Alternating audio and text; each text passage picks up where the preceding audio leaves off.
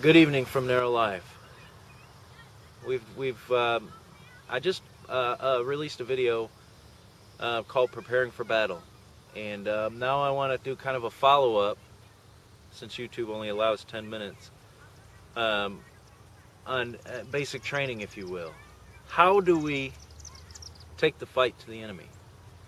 How do we take ground for the cause of Christ? There's a couple ways to do this. Number one, when the enemy comes to attack you in your individual lives, and he will if you're doing anything for the cause of Christ, if you are a genuine believer of Jesus Christ, believe the enemy is coming. Now, God allows that enemy to come, and God allows the enemy to come and attack you or tempt you for the purpose of strengthening you and sanctifying you. Now, the enemy, obviously, that's not his purpose. He comes to kill, steal, or destroy you. But God will only allow the enemy attack you, like in the situation with Job. God will only allow him to attack what you can bear, or tempt what you can bear. And God says anytime that the enemy comes with an attack or a temptation, he always provides a way of an escape, and if we resist the enemy, he will flee. So the first thing to do is, when he comes at us, not to retreat like we commonly do. The first thing that we do is we have the full armor of God on, and we talked about that in the last video. We put our shoulders up because we are joint heirs with Jesus Christ. We are children of the Most High God. We are children of the Creator of the universe, Almighty God. So we put our shoulders high with our armor on, and when he attacks or tempts, we resist him. We look for the way of escape that our Father is providing, and the enemy will flee. That will strengthen us and further sanctify us into the image of Christ, and we've won the victory. That's one way. Another way I've noticed in my own life is God, as we're being sanctified and conformed to the image of Christ, things are things are changing. Now, granted, Christ never changes, and His Word never changes. The written Word never changes, but things in our life, as we grow, things change. We become less entwined with the world and more in the image of Christ, from the image of Satan to the image of Christ, or the nature of Satan to the nature of Christ. So things are forever changing.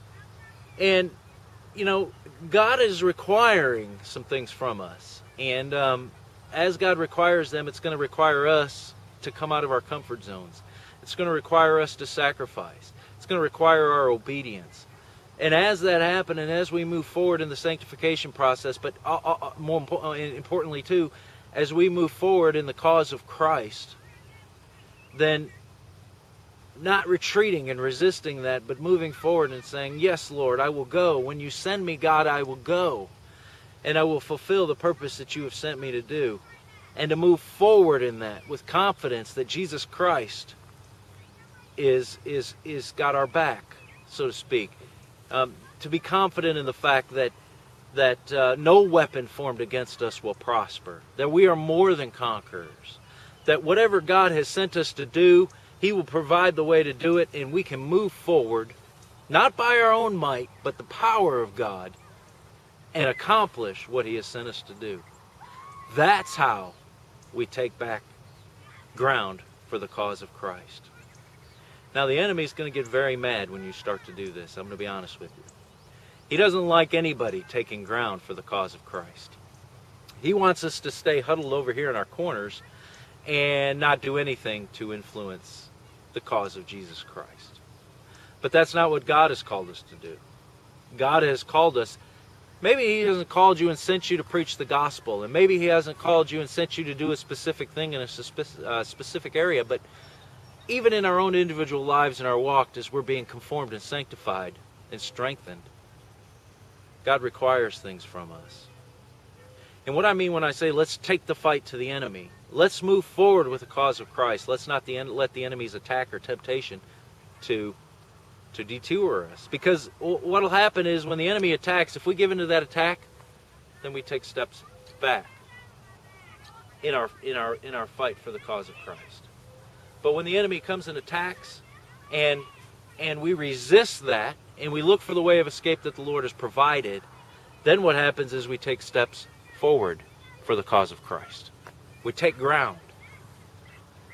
So let's stop retreating, and let's start moving forward. And yes, you're not gonna Every situation is a learning experience. I've understood that. It's a spiritual learning experience.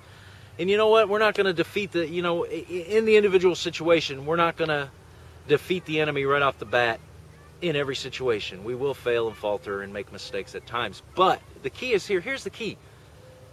The death and resurrection of Jesus Christ has freed us from the bounds of sin. Sin no longer has dominion over us. Paul said it. Sin no longer has dominion over us. It no longer has power. We are freed from the power of sin and freed unto Jesus Christ. And because of that, through the Spirit of God that lives inside of us, we can resist the devil. We can defeat him. He is under our feet. He's already defeated. But we can defeat him in our individual lives and individual circumstances and situations that come up.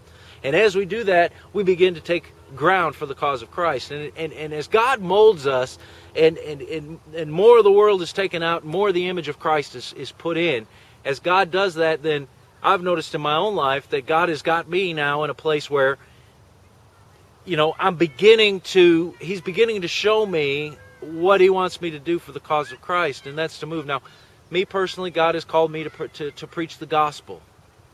To preach the gospel of Jesus Christ to broad roaders and to encourage the true believers. And in that, though, you get baby Christians. And baby Christians, I've noticed God is sending my way. And as they come my way, then God is showing me what He wants me to do with each individual person that He wants me to do. But here's the deal.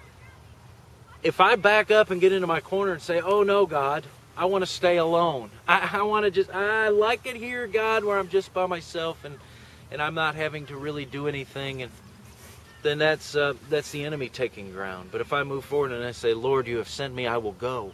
God, what you have asked me to do, I will do. Because it is for the cause and the glory of Jesus Christ that I even live and breathe and have anything, even have my being." I have an experience that I want to share real quick, but years back I was going through, me and my wife were struggling in our marriage, and the enemy was attacking, and he kept attacking and kept attacking and kept attacking, and I was going to God and I was telling God, God, this is what I'm going to do to fix. I'm going to do this, God, to fix this. I'm going to do this, God, to fix this. And I believe that's the first time that's the time that God, He said, "Shut up. Be quiet. You're not going to do anything because you can't even breathe without me." Saints, that's what we got to remember. We can't even breathe without Him. So as He leads us and guides us and sends us, let's go. And let's take up ground for the cause of Jesus Christ. Let's move in His power. The power is there, saints, for us to access. The power of God is there for us to walk in. But yet we keep walking around it or just seeing it. Let's walk in the power of Jesus Christ. The same Spirit that raised Christ from the dead is the Spirit that lives inside of us. Let's walk in that power. Let's move in that power. And let's take the fight to the enemy. Till next time, to the genuinely born-again believers in Jesus Christ, the saints of Almighty God, God bless.